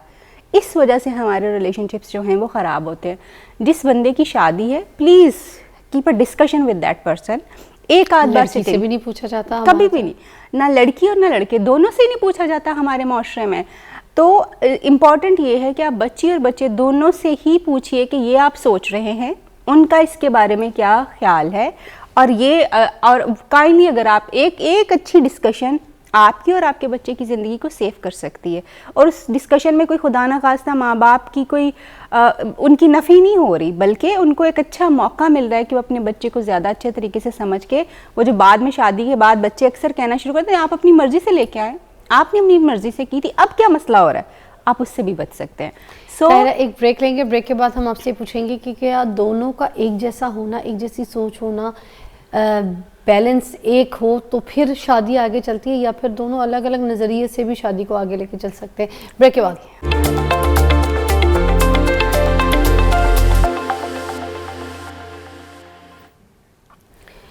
اچھا کیا مزاج کی اگر بات ہے تو کیا عادتوں کی یا سوچ کی بھی بات سیم ہونی چاہیے ایک دوسرے کی، تب یہ شادی یہ رشتہ جو ہے وہ آگے چلے گا، لڑکا اور لڑکی جو ہے کامیاب کہلائیں گے؟ فضا دو چیزیں ہیں، ایک شادی اور ایک ہے ریلیشن شپ، یعنی مطلب ایک ایسی کمپینین شپ، ایک ایسی شادی جہاں پہ آپ کے لیے ہر طرح کا سکون موجود ہو۔ اگر تو شادی چلانی ہے تو ڈفرینسز بھی ہو سکتے ہیں، پھر آپ نے ایک کمٹمنٹ رکھی ہوئی ہے کہ جی ہمارا یہ ایک شادی ہے، اس میں ہم نے اس کو چلانا ہی، تو وہ ہر صورت میں چلے گی، چاہے ہزاروں آپ کے اختلافات ہوں، چاہے جو کچھ مرضی ہو۔ جیسے میں ابھی یہ بتا رہی ہوں کہ کچھ دن پہلے ایک بڑی اچھی ینگ بچی، ہم جینزیز کی بہت زیادہ بات کرتے ہیں، تو جینزیز کا ایک کپل آیا ہوا تھا، تو بچی سے میں نے پوچھا کہ کیا ایشو ہے، تو اس نے کہا کہ جی میری شادی ہو گئی ہے، میرے ابا نے کہا تھا کہ یونیورسٹی تم جاتی ہو، شادی میں نے تمہاری اپنی مرضی سے ہی کرنی ہے، تو وہ میری شادی ہو گئی۔ جس کے ساتھ شادی ہوئی اس کے ساتھ یہ بھی نہیں کہ شادی سے پہلے ابا نے یہ نہیں کہا کہ اس کو انڈرسٹینڈ کر لو، یہ انڈرسٹینڈنگ بھی ہوئی، سارا کچھ ہوا۔ شادی منگنی کے 2-3 مہینے جو تھی بات چیت ہوتی رہی، اچھا لگا کہ ٹھیک ہے انڈرسٹینڈنگ ہوگی، لیکن شادی کے اگلے دن ہی یہ بات پتہ چلی کہ میں تو اس موصوف کو پسند نہیں، اگلے دن ہی۔ اب شادی کو میرے خیال میں ان کی شادی کو 1 سال جو ہے وہ ہو چکا ہوا ہے۔ 1 سال کی شادی میں آپ کو یہ پتہ چل جائے کہ آپ اگلے بندے کی من پسند عورت نہیں ہیں، ہائے ہائے، اور وہ بندہ جو ہے وہ ادھر بھی ڈیٹ مار، ادھر بھی جا، ٹھیک ہے، اور آپ وہ باقی کے 25 30 40 45 سال کس طرح سے گزاریں گے، کیسے گزرے گے وہ؟ پھر آپ صرف ایک کمپرومائز ریلیشن شپ چلائیں گے۔ جیسے آپ نے پوچھا کہ ایک جیسا ہونا، آپ کی بیسک ویلیوز کا ایک جیسا ہونا، آپ کے فیملی ویلیوز کا ایک جیسا ہونا، آپ دونوں کے لیے ریلیشن شپ کا مطلب کیا ہے، کمپینین شپ کا مطلب کیا ہے، اس پہ آپ دونوں کا سیم پیج کے اوپر ہونا بہت ضروری ہے۔ فیملی میٹرز کے اوپر آپ کی کیا انڈرسٹینڈنگ ہے دونوں کی۔ دیکھیں ایک بندے کے لیے شادی صرف شادی ہے۔ ایک چیز ہمیشہ یہ بات کہتی بھی ہوتی ہوں کہ جب آپ کی بیٹی ڈاکٹر ہو نا، اس کے اوپر اتنی انویسٹمنٹ، ٹائم، چیزیں، اور اس نے اپنی زندگی پہ اتنا وقت لگایا ہو، ڈاکٹری عام بات نہیں ہوتی پڑھنا، جو کوئی ڈاکٹر عام نہیں ہے، مشکل، بہت مشکل ہے۔ میں کہتی ہوں اگر پڑھ لو نا ڈاکٹری، کوئی ڈاکٹر بن جائے، تو اس لڑکی کی شادی کسی ڈاکٹر سے ہی کروائیں، کیونکہ اس کی فیلڈ کو سمجھے گا، ادروائز گھر بٹھا کے کنٹرول کرے گا اس کے اوپر۔ نہیں یہ بات نہیں ہے، دین اگین نہیں فضا، بے شک کوئی ڈاکٹر بھی ہو نا، جب تک آپ کا براٹ اپ، آپ کا فیملی، آپ کا لائف سٹائل کا، آج کل جیسے ہم بات کر رہے تھے، آج کل شادیاں لڑکیاں اس لیے نہیں کرتی کہ کوئی بندہ ان کو ہیلپ کر دے گا کہ کپڑے جوتے لے دے، کوئی بندہ ان کو روٹی پانی کے لیے، نو، آج کل کی عورتوں کی شادی کی پرائیورٹی بہت چینجڈ ہے۔ آج کل کی خاتون کیونکہ اپنی بیسک نیڈ سے خود پوری کر سکتی ہے، اور پھر 2-3 ایلیگیشنز بہت زیادہ آتے ہیں۔ اچھا اب وہ اپنی بیسک ضرورتیں پوری کر سکتی ہے، اس کو شوہر اس لیے نہیں چاہیے کہ وہ اس کی کپڑے جوتے پورے کرے۔ پہلے عورت دھمکی دیتی تھی، سامان پیک کرتی تھی اور کہتی تھی کہ میں جا رہی ہوں گھر چھوڑ کے۔ آج کی عورت سامان پیک کرتی ہے اور بیگ بند کر کے تو باہر میاں کو بھی پھینکتی ہے اور اس کا سامان بھی پھینکتی ہے، کہتی ہے نکل، کیونکہ ٹاکسیسٹی قبول نہیں ہے نا۔ دیکھیں یہ چیزیں چینج ہو گئی ہیں، اس کا مطلب عورت بھی مضبوط ہو گئی ہے کہ اس کا اپنا گھر ہے، اپنی چیزیں، وہ کہتی ہے تو نکل۔ بالکل، کیونکہ وہ یہ سمجھتی ہے کہ دیکھیں میں آپ کے ساتھ رہ رہی ہوں، جس طرح میں آپ کو ٹائم دیتی ہوں، آپ کی فیملی کی عزت کرتی ہوں، آپ کو پیار کرتی ہوں، یو آر مائی پریفرنس، آپ صرف میرے لیے سب آپ ہیں، ویسے ہی میں بھی آپ کے لیے ہونی چاہیے، میرے لیے بھی آپ کے پاس ٹائم ہونا چاہیے، میری فیملی کی بھی عزت ہونی چاہیے، اور آپ کو مجھے ٹائم بھی اسی طرح سے دینا چاہیے۔ جب یہ نہیں ملتا آج کل کے ریلیشن شپ میں، تو ریلیشن شپ خراب ہوتا، دین آپ، اور یہ ریلیشن شپ پھر صرف کمپرومائزز کے اوپر چلے گا۔ اگر تو کمپینین شپ رکھنی ہے تو پھر کمپیٹیبلٹی امپورٹنٹ ہے، اگر کمپینین شپ نہیں رکھنی اور صرف شادی چلانی ہے، صرف شادی چلانی، کیونکہ بہت سارے گھروں میں صرف شادیاں چلتی ہیں، تو پھر کچھ بھی نہ ہو تو بھی چل جائے گی۔ وہ چلتی اس لیے کہ خاندان والے کیا کہیں گے، لوگ کیا دیکھ رہے ہیں، ایگزیکٹلی، پھر وہ چھوٹی بہن کی شادی رک جائے گی، ایسے ہی پھر چل جائے گی، پھر اس میں کوئی ایشو والی بات نہیں۔ But at the same time جب آپ یہ بات کرتے ہو، اچھا ایک اور بات جو بڑی کامنلی آتی ہے کہ لڑکے اپنی پوری ڈیمانڈ بتاتے بھی ہیں، یا ماں باپ وہ دیکھتے بھی ہیں، ماں باپ بھی یہ دیکھتے ہیں کہ جی ہمارے پاس لڑکی آنی چاہیے، بڑی امیر ہونی چاہیے، اگر آپ کا بیٹا کسی مرتبے پہ پہنچ گیا، بہو بھی اونچے مرتبے والی ہونی چاہیے، وچ از فائن، یہ ایکولنس بڑا ضروری ہے۔ لیکن جب لڑکی یہ بات کرتی ہے کہ مجھے بھی شوہر ایسا چاہیے جو کہ اچھا گھر کا ہو، اس کے پیچھے سارا ایک اچھا فیملی بیک گراؤنڈ ہونا چاہیے، امیر کبیر ہونا چاہیے، وہ گولڈ ڈگر بن جاتی ہے۔ یہ کون سا دورے میں آ رہے ہیں آپ کی سوسائٹی کے بائی دا وے، کہ جہاں پہ آدمی کو عورت پڑھی لکھی، خوبصورت، امیر گھرانے کی، ایک اچھے بیک گراؤنڈ کی چاہیے، مگر یہی عورت اگر ڈیمانڈ کر لیتی ہے جو پڑھی لکھی ہے، یا وہ کہتی ہے کہ مجھے بھی ایک اچھا امیر آدمی چاہیے، تو وہ گولڈ ڈگر بن جاتی ہے۔ دیز آر دا کانسیپٹس جو کہ آج کل ہم بہت زیادہ ان کو آگے پھیلا رہے ہیں. ہمارا سوشل میڈیا ان غلط قسم کے کانسیپٹس کو کہ جی عورت اگر مطلب آپ اپنی بہن کی شادی کر سکتے ہیں کسی ایسے بندے کے ساتھ جس کے پاس رہنے کے لیے کرائے کا بھی گھر نہ ہو, وہ افورڈ ہی نہ کر سکتا ہو کرائے کا بھی گھر, آپ کر سکتے ہیں اپنی بہن کی شادی. اگر تو آپ اپنی بہن کی شادی کر سکتے ہیں تو پھر آپ کسی اور عورت سے بھی ایکسپیکٹ اچھا کریں. طاہرہ, شادی سے پہلے کون سے ایسے معاملات ہیں یا چیزیں ہیں جن کو ڈسکس کرنا بہت ضروری ہے کہ وہ پہلے سے طے ہو جائیں, جیسے کہ مالی معاملات, بچوں کی پلاننگ, رہائش وغیرہ, یہ سب کچھ اگر پہلے ڈسکس کیا جائے تو؟ یہ ڈسکس کرنا جو ہے لڑکی اور لڑکا اگر تو آپس میں ایک دوسرے سے منگنی کے بعد ان کی اجازت ہے, بات چیت ہو رہی ہے, تو پھر تو یہ چیزیں ڈسکس ہونا بہت ضروری ہے. مگر اس کی پہلے انڈرسٹینڈنگ تو ڈیولپ کر لیں کہ یہ امپورٹنٹ معاملات ہیں جو آپ بات کریں, یہ بڑے امپورٹنٹ معاملات ہیں. رسپانسبلٹیز, فیملی سیٹ اپ, یہ ساری چیزیں ڈسکس ہونا بہت ضروری ہے. بچوں کا ہونا, کس نے کون سی رسپانسبلٹی نبھانی ہے, یہ طے ہونا بہت زیادہ ضروری ہے. مگر اگر آپ اس کے بارے میں آپ یا میں بات کریں گے تو کو سنے گا کون؟ بائی دا وے اس کی ٹالرنس کہاں سے آئے گی جب آپ یہ بات کرتے ہیں؟ کیونکہ ہماری سوسائٹی میں یہ انڈرسٹینڈنگ نہیں ہے کہ میاں بیوی نے ان سارے معاملات کو بھی طے کرنا ہے. ہماری سوسائٹی میں انڈرسٹینڈنگ یہ ہے کہ میاں بیوی نے فیملی کے ساتھ رہنا ہے اور فیملی کو چلانا ہے, اور فیملی میں تو گھر میں جو راشن سب کے لیے آیا ہوتا ہے وہی پورا ہوتا ہے. بیوی کی اور شوہر کی الگ, بیوی اور شوہر تو الگ جب گھر سے کھانا کھانے, چائے کافی, آئس کریم کھانے جائیں گے تو پورا خاندان کی اس کے اوپر نظر ہوگی. باقاعدہ طور پہ ان سے کہا جائے گا کہ آپ لوگ جا کہاں پہ رہیں اور اپنی چھوٹی بہن کو اور بھائی کو کیوں نہیں ساتھ لے کے جا رہے. This is how the family system is. ہمارا فیملی سسٹم ہسبینڈ وائف کو سپورٹ نہیں کرتا. کبھی بھی آپ نہیں دیکھیں گے, بہت کم ایسے سمجھدار اور عقل مند ماں باپ نظر آئیں گے جو بچوں کو یہ کہیں کہ بھائی ان کے دن ہیں, ان کو اکیلے باہر جانے کے لیے اسپیس دینی چاہیے, ان کو باہر جانا نہیں. کبھی بھی نہیں ہوگا. آپ کہیں گے کہ پورا خاندان ساتھ چلے, اور لڑکا کبھی اب ڈرتے ہوئے یہ بات ہی نہیں کرے گا کہ جی میں اپنی بیوی کے ساتھ کافی ہی پی آؤں یا میں یہ کر لوں. سو یہ معاملات بڑے انہوں نے خراب کیا ہے ریلیشن شپ کو. ہم نے آج بھی شادی بہت امپورٹنٹ چیپٹر ہے انسان کی لائف کا, ہر انسان کو شادی کرنی چاہیے, مگر تب جب وہ چاہتے ہوں تب. اچھا یہ بتائیے گا کہ جو غصہ ہے, یہ جو برداشت کا ایک مادہ ہوتا ہے کہ دونوں میں دیکھنے کی امپورٹنس کہ بھئی یہ کتنا برداشت کر سکتی ہے, کر سکتا ہے, آل دیٹ, تو یہ بھی دیکھنا ضروری ہے کہ ہم آہنگی کے لیے. یہ ہم آہنگی کے لیے دیکھنا اس لیے ضروری ہے کہ جب اب شروع میں شادی سے پہلے یا جب ٹائم ہوتا ہے وہ یہی دیکھنے کے لیے امپورٹنٹ ہوتا ہے. اگر لیٹس سے دونوں میاں بیوی جو وڈ بھی میاں بیوی ہیں, ان کی اگر آپس میں اگر بات چیت ہو رہی ہے اور اس میں ایک بندہ ایک دم سے ٹینٹرم شو کرنا شروع کر دیتا ہے, ایک دم سے لڑائیاں شروع کرنا شروع کر دیتا ہے, اور مے بی ڈرگ ابیوز کا بھی اس میں آئیڈینٹیفیکیشن ہو سکتی ہے کہ اگلا بندہ ڈرگ ابیوز میں جو ہے وہ جا رہا ہے. ایک بندہ بڑا اچھا ٹائم یہ ہوتا ہے کہ آپ اپنی فیملی کی انڈرسٹینڈنگ جو اس وقت کر سکتے ہیں. پتہ چل جاتا ہے کہ ماں کا کتنا کنٹرول ہے, باپ کا کتنا کنٹرول ہے.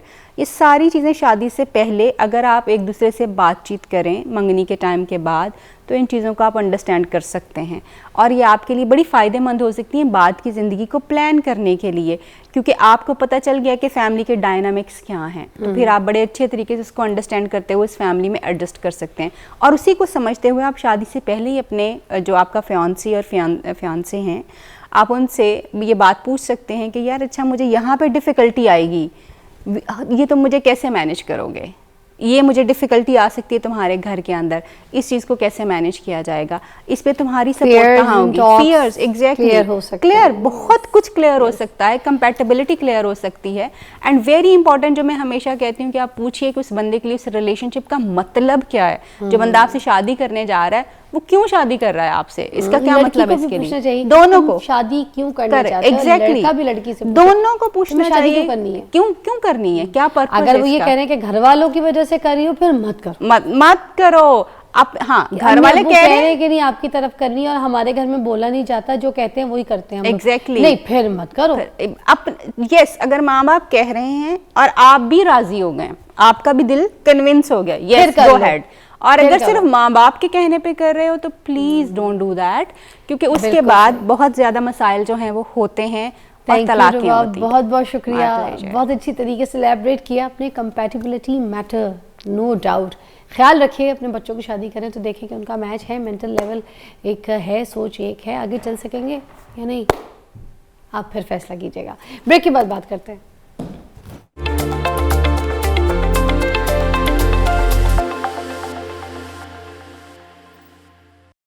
او مائی گاڈ, ویلکم بیک ناظرین.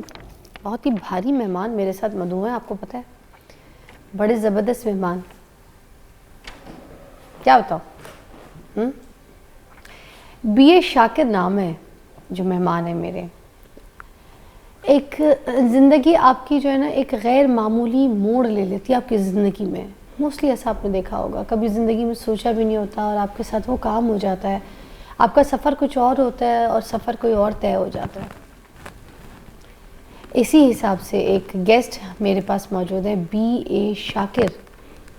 उनकी कहानी उन्हीं की ज़बानी उनसे सुनते हैं। और आर्मी में भी थे, बॉक्सिंग करते थे, लेकिन आज के दौर के बहुत अच्छे शायर हैं, उर्दू और पंजाबी सिंगर भी हैं, समाजी कारकुन भी हैं, पढ़ाते भी हैं, लेक्चर्स भी देते हैं यूनिवर्सिटीज़ में। तो आज आपकी मैं मुलाकात करवाती हूँ, लेकिन ज़िंदगी ने इनसे इनके हाथ छीन लिए, मगर उन्होंने इस वीकनेस को अपनी स्ट्रेंथ बना लिया। उनको कोई फ़र्क नहीं पड़ता, अपने आप को टूटने नहीं दिया, गिरने नहीं दिया। एक बेटा एक बेटी है, कामयाब हैं, बच्चे अपनी कामयाबी के रास्ते पे सफ़र पे चढ़ चुके हैं एंड ही सेटिस्फाइड। आपसे मुलाकात करवाते हैं कि जहाँ आज माशरे में जहाँ हर एक के चेहरे पे जो है ना मायूसी है, नाउमीदी है, तकलीफ़ है, दर्द है, डिप्रेशन का शिकार है, या सारा दिन पड़े हुए बिस्तर तोड़े होते हैं। वहाँ जो इंसान के हाथ भी नहीं है उसके बावजूद मेहनत भी कर रहा है, नाम भी बना रहा है, काम भी बना रहा है और अपनी फैमिली को परवान चढ़ता भी देख रहा है। अस्सलाम वालेकुम। जी वालेकुम अस्सलाम। कैसे है BA शाकिर साहब? अल्हम्दुलिल्लाह। थैंक यू, आपके टाइम का बहुत बहुत शुक्रिया। अभी क्योंकि जितनी देर ब्रेक में मेरी आपसे बात होती रही तो आपसे मैं शेर व शायरियाँ सुनती रही, आपका कुछ सफ़र सुनती रही, आपकी कुछ मोहब्बत की तफसीर सुनती रही। मुझे आपसे बात करके बहुत अच्छा लग रहा था। जी बहुत शुक्रिया जी। क्योंकि अब आजकल का जो हमारा दौर है ना नाज़रीन, जो देख रहे हैं, जो सोशल मीडिया पे चीज़ें चल रही हैं, वो बाज़ौक़ लोगों के लिए नहीं है। बाज़ौक़ या तो वो जो सुनने वाले बाज़ौक़ लोग थे वो ख़त्म हो गए, या बाज़ौक़ बातें करने वाली जो चीज़ें थी ना वो लोगों में से अब शऊर ख़त्म हो गया। आपकी बातों ने बड़ा मुतासर किया। मैं चाहूँगी दुनिया को भी अपनी कहानी अपनी ज़ुबानी सुनाइए। क्या हुआ, ये हाथों के साथ का क्या मसला हुआ? फिज़ाली आपके सवाल का भी मैं जवाब देता हूँ, लेकिन आप ही की बात में से एक बात ये निकलती है। आपने कहा कि बाज़ौक़ लोग शायद ख़त्म हो गए। ख़त्म नहीं हुए। मैं कहता हूँ कि बुलबुल सहम के तां रह गए ने, फुल्लां उत्ते कां बह गए ने। ठीक है। जो नाअहल लोग हैं वो बड़ी बड़ी सीटों पे बाज़ दफ़ा बैठे होते हैं। हाँ, हर दौर में। मैं किसी को मतलब पॉलिटिकली कोई इशारा नहीं दे रहा, मैं वैसे एक बात कर रहा हूँ, जनरली बात कर रहा हूँ कि जो नाअहल लोग होते हैं वो बड़ी सीटों पे कब्ज़ा जमा के बैठे होते हैं, और जो दानिश्वर होते हैं, जो वो सीट के जो हकदार होते हैं, वो खज्जल हो रहे होते हैं। उस हवाले से मैंने कहा कि बुलबुल सहम के तां रह गए ने, फुल्लां उत्ते कां बह गए। अरे वाह। तो बाकी आपके सवाल का ये जवाब है कि अल्हम्दुलिल्लाह मैं ये कहा करता हूँ कि मुझे ये शिकवा नहीं है कि मेरे हाथ नहीं, मुझे ये शिकवा नहीं है कि मेरे हाथ नहीं, शुक्र है कोई भी कम ज़र्फ़ मेरे साथ नहीं। और हाथों की लकीरें भी अगर साथ नहीं हैं, किस्मत तो है ना, क्या हुआ जो हाथ नहीं। और शाकिर के दस्तो बाजू हैं अहबाब ज़िंदा दिल। हाँ। दुनिया में हर किसी के ऐसे हाथ नहीं। ज़बरदस्त। मुझे लगता है लोगों के लिए ये सुन के बहुत हौसले वाली बात है, और हौसले में देखिए आप वज़न भी शामिल था शेर व शायरी की, क्योंकि कहानी उनके अंदर है, उनके खून में है। तो ये जो सफ़र है आपका किस उम्र से शुरू हुआ शेर व शायरी? मैं 5th क्लास का स्टूडेंट था। हाँ। जब मैंने पहली नज़म लिखी, वो हमारे स्कूल में बज़्म अदब हुआ करता था, तो हमारे असातिज़ा कहते थे घर से कुछ ना कुछ लिख के लाया करें। सारे बच्चे लिख के लाते थे, फिर वो जिन बच्चों में कुछ स्पार्क वो फील करते थे फिर उसकी वो इस्लाह भी कर देते थे।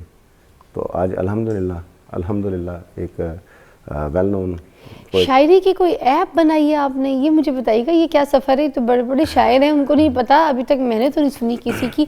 आपने सुनी है कोई शायर जिनकी कोई ऐप हो और वहाँ पे आप जाके शायरी सुन सकते हो BA शाकिर के नाम से? जी बिल्कुल, आप गूगल प्ले स्टोर में जाएं, वहाँ पे आप सर्च में लिखें BA इकट्ठा लिखें, आगे स्पेस दें, आगे SHAKIR BA शाकिर आप लिखें तो मेरी फ़ोटो सामने नज़र आ जाएगी। BA शाकिर शायरी लिखा हुआ नज़र आ जाएगा। और आपका हर नज़म जी वो मैं अमूमन मतलब सारा तो आता नहीं कर सकते हम इसमें, लेकिन जो मैं नया लिखता हूँ वो उसमें मैं ऐड कर देता हूँ। वाह। तो इसमें पिछले दिनों में मैंने एक शेर लिखा, अब वो हालात की मुनासबत से लिखना पड़ जाता है बाज़ औक़ात। मैंने कहा जी, पारा शीशे पर चढ़ा तो बन गया एक आईना, पारा शीशे पे चढ़ा तो बन गया एक आईना, पारा शीशे पर चढ़ा तो बन गया एक आईना, आईना आईना जिसको दिखाया उसका पारा चढ़ गया। अच्छा, वो जो खानी तो 2 रोटियां ही हैं, उसके ऊपर जो आपने बात की है बड़ी शेरो शायरी के वजन के साथ, वो ज़रा सुनाइए ना देखने वालों को। जी, मैं अल्हम्दुलिल्लाह सॉन्ग राइटर भी हूँ और ये मैंने एक गीत लिखा है पंजाबी का कि सोने दियां इट्टां ते बना लै बंगले, वेख लै ख्वाब भावें नित रंगले, लाई जा स्कीमां लख वड्डियां या छोटियां, खाणियां ते बंदियां तो 2 रोटियां, आहा, कदी ना गरूर करी यार बावां दा, कोई एतबार नहीं इन्हां सावां दा, फिर भी बनाई जाना कारां कोठियां, खाणियां ते बंदियां तो 2 रोटियां, वाह, ते करी जा जगीरां उत्ते भावें कब्जे, करी जा जगीरां उत्ते भावें कब्जे, थलां विच जाके भी उगा लै सब्जे, मल के पहाड़ां दियां बह जा चोटियां, खाणियां खानी ते बंदियां ने 2 रोटियां। ते सच्चे सौदे जिहा कारोबार कर लै, रब दी रज़ा मंग प्यार कर लै, खरियां कमा लै या कमा लै खोटियां, खाणियां ते बंदियां तो 2 रोटियां। वाह, मुझे ये बताएं, आर्मी में आप बॉक्सर थे, जी फिर इन्हीं हाथों से बॉक्सिंग करते थे ना, बिल्कुल। फिर ये अल्हम्दुलिल्लाह किस तरह से हुआ, क्या कहानी है? ये ऐसा है कि बॉक्सर भी मैं इस तरह हूँ कि हमारा अल्हम्दुलिल्लाह मेरे जो फर्स्ट कज़न हैं वो भी पहलवान थे और मेरे अब्बू के शागिर्द थे और मेरे पापा जो हैं आर्मी के रेसलर थे। तो मैं छोटा सा था तो मैं ना मोहम्मद अली बॉक्सर की फ़ाइट्स देखता था टीवी पे, तो वहाँ से मुझे एक शौक़ पैदा हुआ कि मैंने बॉक्सर बनना है। जुनून की हद तक मेरा ये एक ख्वाब था कि मैं बॉक्सर बन जाऊँ। फिर मैं 1990 में as a sports man as a boxer मैंने ज्वाइन किया पाकिस्तान आर्मी को और 12 साल तक मैंने पाकिस्तान आर्मी में बॉक्सिंग खेली और उन 12 सालों में मैं एक बार भी नॉकआउट नहीं हुआ। 4 दिसंबर 2002 बात को नहीं है ये। अल्हम्दुलिल्लाह ये भी एक अपने आप में एक रिकॉर्ड है। तो 4 दिसंबर 2002 को हादसाती तौर पर 11,000 वोल्ट की लाइन से बिजली का करंट लगने से मेरे दोनों बाजू ज़ाया हो गए। कहाँ पे क्या कर रहे थे, किस बस एक पाइप था लोहे का, वो तारों से टच था। किस जगह? मुझे कहाँ? घर इधर ही पे? लाहौर पे। तो घर के अंदर? जी तीसरी मंजिल पे था मैं। तो मैं 2 दिन की छुट्टी पे था, ईद लीव पे समझ लें कि 4 दिसंबर को ये वाक़या हुआ। तो 6 दिसंबर को ईद उल फितर थी। तो वो पाइप उठा के मैं रखने लगा हूँ लेकिन वो कहीं तारों से टच था 11,000 वोल्ट की लाइन से। जैसे ही मैंने उसको हाथ लगाया उसने मुझे बर्न करना शुरू कर दिया, जलाना शुरू कर दिया। अब एक तो मैं रोज़े के साथ था और मैंने इस मौके पे एक मौजज़ा देखा जागती आंखों से कि आसमान में मुझे बिल्कुल वाइट कलर का नज़र आया और उसमें गहरे सुर्ख रंग से लिखा हुआ नज़र आया ला इलाहा इल्लल्लाह मुहम्मद रसूलुल्लाह। ये मैंने मौजज़ा देखा अल्हम्दुलिल्लाह। मैंने कलमा शरीफ पढ़ा, फिर मैंने पढ़ा सुबहान अल्लाह वल्हम्दुलिल्लाह वला इलाहा इल्लल्लाह वल्लाहु अकबर वला हौला वला कुव्वता इल्ला बिल्लाहिल अलिय्यिल अज़ीम। अब तो मैं जल्दी जल्दी पढ़ रहा हूँ, वहाँ तो एक एक लफ्ज़ जो बड़ी देर से निकल रहा था क्योंकि मैं ज़िंदा जल रहा था। फिर मैंने सोचा कि जल के तो वैसे ही मार रहा हूँ, मैं दुरूद शरीफ पढ़ लूँ। तो जैसे ही दुरूद शरीफ मुकम्मल हुआ धमाका हुआ, लाइट चली गई। तो मेरा 1 साल इलाज हुआ CMH लाहौर में। 72 बैग्स ऑफ ब्लड लगे हैं इलाज के दौरान। और इलाज के दौरान ही मैंने अपने रब से ये वादा किया, मैंने कहा या अल्लाह, ये सारा ओपन हो गया था, दिल वगैरह सामने नज़र आ रहे थे। जो बंदा देखता है कहता है ज़िंदा नहीं बचेगा। तो मेरा ज़िंदा बच जाना भी मौजज़ा है, मेरा इन दोनों हाथों के बगैर लाहौर शहर में गाड़ी ड्राइव करना भी मौजज़ा है। तो ये तो मेरे रब के एहसानात हैं मुझ पे कि मैं इस हादसे के बाद जो मेरे रब ने मुझे अता किया है, मैं दिन रात सजदे में पड़ा रहा हूँ तो उसका शुक्र अदा नहीं हो सकता कि मुझे मेरे प्यारे आका सल्लल्लाहु अलैहि वसल्लम के रोज़ा अनवर की जालियाँ चूमने का शरफ़ हासिल है। वो फिर मैंने एक नात लिखी तो उसमें इसका जिक्र किया कि लगा सका ना अगर हाथ चूम ली जाली, मेरा ये नाज मेरा इफ्तिखार आपसे है, हजूर मेरी तो सारी बहार आपसे। और कलम हुए हैं मेरे बाजू गम नहीं आका, ज़माना मेरे लिए साजगार आपसे है, हजूर मेरी तो सारी बहार आपसे। और आपने देखा कि जिस मालूम ने आपने लिखी? जी अल्हम्दुलिल्लाह। नहीं, वो पहले जो नात थी ना उसी ज़मीन पे मैंने 3 अशार उसको आगे ऐड करके। उसमें और तीसरा additional- क्या है? तीसरा क्या है? तीसरा जो शेर है वो एक किस्म की पेशेन गोई है। आपने भी सुना होगा और दुनिया ने देखा कि जिस मलून ने वो खाके बनाए थे वो उसका एक्सीडेंट हुआ, उसकी गाड़ी को आग लगी और वो जल के मरा। तो मैंने 1 साल पहले ही लिख दिया था कि मिलेंगे खाक में खाके बनाने वाले ही, कि हर जहान में रहमत हज़ार आपसे है, हजूर मेरी तो सारी बहार आपसे। तो ये मेरे सोने रब का करम है और मेरे प्यारे आका सल्लल्लाहु अलैहि वसल्लम की मोहब्बत है जो اور محبت پہ بات آتی ہے تو میں کہتا ہوں نہیں، کہ محبت سے پہلے مجھے بتائیں گاڑی بھی چلا لیتے ہیں؟ جی یہ الحمدللہ، آپ نے بھی بتائی ہے خود ہی. جی الحمدللہ. لیکن ابھی آپ انفارچونیٹلی خود گاڑی چلا کے آئے؟ میں اپنی گاڑی خود ڈرائیو کر کے آیا ہوں، یعنی قانون کو ہاتھ میں لے کے آیا ہوں، کیونکہ قانون جو ہے نا، میں کہتا ہوں کہ میرا جذبہ مجھے غیور بنا دیتا ہے، تیرا قانون مجھے معذور بنا دیتا ہے. جس کے 2 ہاتھ نہیں اس کو لگا دو پھانسی، میرا یہ سچ مجھے منصور بنا دیتا ہے. بات یہ ہے کہ باہر کے جو ممالک ہیں وہ حوصلہ افزائی کرتے ہیں اسپیشل پرسنز کی. وہ ایک اسپیشل پرسن لڑکی تھی تو اس کو انہوں نے ہیلی کاپٹر کا لائسنس ایشو کر دیا، اور ہمارے ہاں کہتے ہیں نہیں جی ان ویلڈ کیریج کا آپ لے لیں تو ہم آپ کو گاڑی کا لائسنس نہیں دے سکتے. کیوں؟ سوال یہ پیدا ہوتا ہے کہ لائسنس جو ہے وہ اس شخص کی جو اہلیت ہے اس کی سند ہے، نہ کہ اس کی جسمانی حالت کی سند. بائیو میٹرک کا مجھے بار بار ایشو آتا ہے قدم قدم پہ، تو بائیو میٹرک تو آنکھوں کی سکیننگ سے بھی ہو سکتی ہے. یس، ٹھیک ہے، آنکھوں کے ریس سے جی. بائیو میٹرک ہوتی ہے. لیکن ہمارے نادرا کو یا ہمارے بینکوں کو یہ کب عقل آئے گی؟ میں یہ سخت لفظ بول رہا ہوں معذرت کے ساتھ، کیونکہ میں اس کو فیل کر رہا ہوں. میں اس کو اپنی مطلب روزانہ اس معاملے میں اگر میں تل مرتا ہوں جس کے جذبے کی لوگ مثال دیتے ہیں، تو جو ایک عام آدمی ہے جو وہ اتنا زیادہ موٹیویٹڈ نہیں ہے، اس کا کیا عالم ہوگا؟ سر بتائیں، یہ پلیٹ فارم اسی لیے ہے تاکہ آپ لوگ اپنی شکایتیں، تکلیفیں بالکل میں یہ عوام الناس کی جو اسپیشل پرسنز کی یہ جو تکالیف ہیں وہ میں آپ کے چینل کے تھرو حکومت وقت سے میرا یہ مطالبہ ہے کہ خدا را اس پہ بھی کچھ تھوڑا سا قانون سازی کریں، ان کے لیے آسانیاں پیدا کریں، ان کے لیے ہرڈلز نہ بنائیں. ٹھیک ہے، اسپیشل پرسن کہنے سے صرف ان کی تکالیف حل نہیں ہو جاتی. آپ ان کو اسپیشل پرسن کہہ لیں، ہینڈی کیپ کہہ لیں، معذور آدمی کہہ لیں، ان کو آپ ڈیفیبلڈ کہہ لیں، جو مرضی کہہ لیں، جب تک آپ ان کو اچھی نیت کے ساتھ سپورٹ نہیں کریں گے، ان پہ ترس نہ کھائیں، ان کے ساتھ ہمدردی نہ کریں، ان کو معاشرے کا ایک فعال حصہ بنائیں. سر کوئی ایئرپورٹس پہ، کسی کھانے پینے کی جگہ پہ، ریسٹورنٹس میں، ہسپتالوں میں جب آپ جیسے کوئی اسپیشل لوگ جاتے ہیں تو کوئی ایسی وہاں پہ آپ لوگ کو سہولتیں ملتی ہیں، یا ابھی بھی کوئی ایسی چیزیں ہیں جو بہت سفر کرنی پڑتی ہیں؟ بتائیں، اس بارے میں بھی بات کریں. اصل میں بات یہ ہے کہ یہ ساری چیزیں ہوتی ہیں فیلنگز کے ساتھ.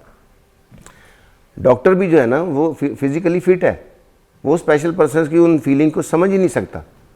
ان فیلنگز کو اگر سمجھے گا تو ڈاکٹر خالد جمیل صرف سمجھے گا جو بگ برادر ہیں، کیونکہ وہ خود اس کو فیس کر رہے ہیں ڈسیبلٹی کو. تو اسی طرح میں یہ کہتا ہوں کہ جو بھی انسان ہے جو اب میں اس کو فیس کر رہا ہوں ڈسیبلٹی کے، تو میں ان کے لیے کام کر رہا ہوں الحمدللہ. 2005 سے میں کام کر رہا ہوں. میرا ادارہ جو ہے اسپرٹ ویلفیئر فاؤنڈیشن کا میں بانی ہوں، لاہور سوسائٹی لائن کلب کا میں پاسٹ پریزیڈنٹ ہوں اور بورڈ آف ڈائریکٹرز کا ممبر ہوں.